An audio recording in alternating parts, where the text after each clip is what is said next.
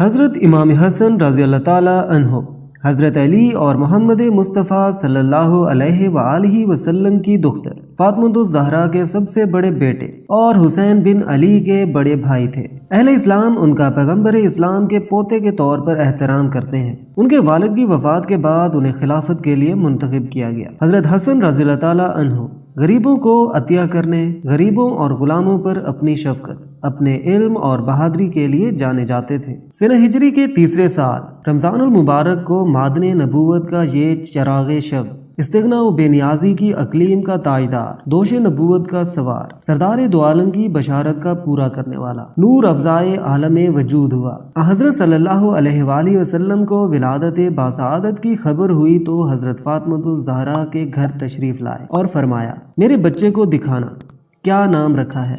عرض کیا گیا حرب۔ فرمایا نہیں، اس کا نام حسن ہے۔ پیدائش کے 7ویں دن عقیقہ کیا، 2 مینڈوں کی قربانی کر کے سر کے بال اتروائے اور ان کے ہم وزن چاندی خیرات کی۔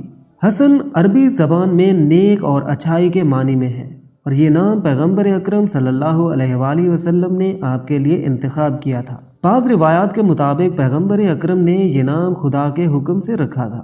حسن اور حسین عبرانی زبان کے لفظ شبر اور شبیر کے ہم معنی ہیں، جو حضرت ہارون علیہ السلام کے بیٹوں کے نام ہیں۔ اسلام حتیٰ کہ عربی میں اس سے پہلے ان الفاظ کے ذریعے کسی کا نام نہیں رکھا گیا تھا۔ حضرت صلی اللہ علیہ وآلہ وسلم کو حضرت حسن کے ساتھ جو غیر معمولی محبت تھی، وہ کم ہی خوش قسمتوں کے حصہ میں آئی ہوگی۔ آپ نے بڑے ناز و نام سے ان کی پرورش فرمائی، کبھی آغوش شفقت میں لیے ہوئے نکلتے، کبھی دوش مبارک پر سوار کیے ہوئے برآمد ہوتے، ان کی ادنا سی تکلیف پر بے قرار ہو جاتے، بغیر حسن کو دیکھے ہوئے نہ رہا جاتا تھا۔ ان کو دیکھنے کے لیے روزانہ فاطمۃ الزہرا رضی اللہ تعالی عنہا کے گھر تشریف لے جاتے تھے۔ حضرت حسن اور حسین بھی آپ صلی اللہ علیہ وآلہ وسلم سے بے حد مانوس تھے۔ کبھی نماز کی حالت میں پشت مبارک پر چڑھ کر بیٹھ جاتے، کبھی رکوع میں ٹانگوں کے درمیان گھس جاتے، کبھی ریش مبارک سے کھیلتے، غرض طرح طرح کی شوخیاں کرتے۔ جانثار نانا نہایت پیار اور محبت سے ان طفلانہ شوخیوں کو برداشت کرتے، اور کبھی تعدیباً بھی نہ جھڑکتے بلکہ ہنس دیا کرتے تھے۔ ابھی حضرت حسن رضی اللہ تعالی عنہ 8 سال ہی کے تھے کہ یہ بابرکت سایہ سر سے اٹھ گیا۔ حضور اکرم سید الانبیاء صلی اللہ علیہ وآلہ وسلم کے شہزادے، نواسہ رسول حضرت سیدنا امام حسن رضی اللہ تعالی عنہ کی زندگی کا ہر لمحہ، ہر عمل کرامت ہے، کیونکہ دین اسلام پر استقامت اور شریعت پر بطور کامل قائم رہنے کا نام دراصل کرامت ہے۔ حضرت امام حسن رضی اللہ تعالی عنہ کی سیرت طیبہ کا مطالعہ کرنے سے آپ کی استقامت فی الدین کا پتہ چلتا ہے۔ آپ رضی اللہ تعالی عنہ نے اسلام کی سربلندی کے لیے ایسی قربانیاں دیں کہ زمانے میں اس کی مثال نہیں ملتی، اور آپ کی تواضع و جذبہ ایثار کا نتیجہ ہے کہ اس زمانے میں مسلمانوں کی 2 بڑی جماعتوں میں اتحاد قائم ہوا اور لاکھوں لوگوں کا خون بہنے سے رہ گیا۔ اب ہم آپ رضی اللہ تعالیٰ عنہ کی چند کرامات کا ذکر کریں گے، جنہیں سن کر انشاءاللہ آپ کا ایمان تازہ ہو جائے گا۔ ایک سفر میں آپ رضی اللہ تعالیٰ عنہ کا گزر کھجوروں کے ایک ایسے باغ سے ہوا جس کے تمام درخت خشک ہو گئے تھے۔ حضرت زبیر بن عوام رضی اللہ تعالیٰ عنہ کے ایک بیٹے بھی اس سفر میں آپ کے ساتھ تھے۔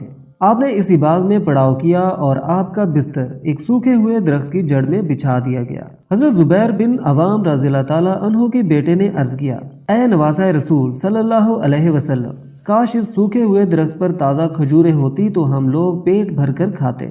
یہ سن کر حضرت امام حسن رضی اللہ تعالیٰ عنہ نے چپکے سے کوئی دعا پڑھی، اور تھوڑی ہی دیر میں وہ سوکھا ہوا درخت بالکل سرسبز و شاداب ہو گیا اور اس میں تازہ پکی ہوئی کھجوریں لگ گئی۔ یہ منظر دیکھ کر ایک شخص کہنے لگا، خدا کی قسم یہ تو جادو کا کرشمہ ہے۔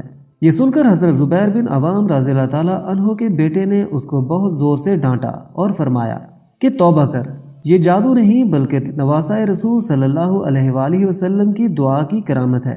پھر لوگوں نے کھجوروں کو درخت سے توڑا اور سب نے خوب پیٹ بھر کر کھایا۔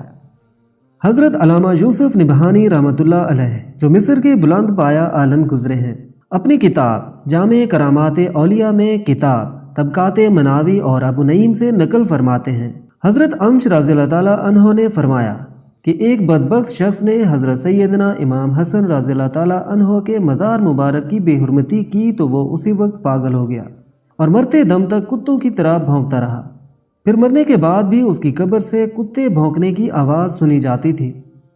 اللہ تعالیٰ کے برگزیدہ بندوں کا ایک خاص مقام و مرتبہ ہوتا ہے اور ہر شخص پر ان کی عزت و تکریم کرنا لازم ہوتا ہے۔ 49 یا 50 ہجری میں کسی نے آپ رضی اللہ تعالیٰ عنہ کو زہر دے دیا۔ روایات کے مطابق زہر دینے والی آپ کی بیوی جودہ بنت اشعث تھی اور اس نے ایسا مال و متاع کے لالچ میں کیا تھا۔ جودہ بنت اشعث نے ایسا کس کے کہنے پر کیا، اس زمن میں اختلاف پایا جاتا ہے۔ زہر اتنا خطرناک تھا کہ قلب و جگر کے ٹکڑے کٹ کٹ کر گرنے لگے۔ جب حالت زیادہ نازک ہوئی اور زندگی سے مایوس ہو گئے تو حضرت حسین رضی اللہ تعالیٰ عنہ کو بلا کر ان سے واقعہ بیان کیا۔ انہوں نے زہر دینے والے کا نام پوچھا۔ فرمایا نام پوچھ کر کیا کرو گے؟ عرض کیا قتل کروں گا۔ فرمایا اگر میرا خیال صحیح ہے تو خدا بہتر بدلہ لینے والا ہے، اور اگر غلط ہے تو میں نہیں چاہتا کہ میری وجہ سے کوئی ناکردہ گناہ پکڑا جائے، اور زہر دینے والے کا نام بتانے سے انکار کر دیا۔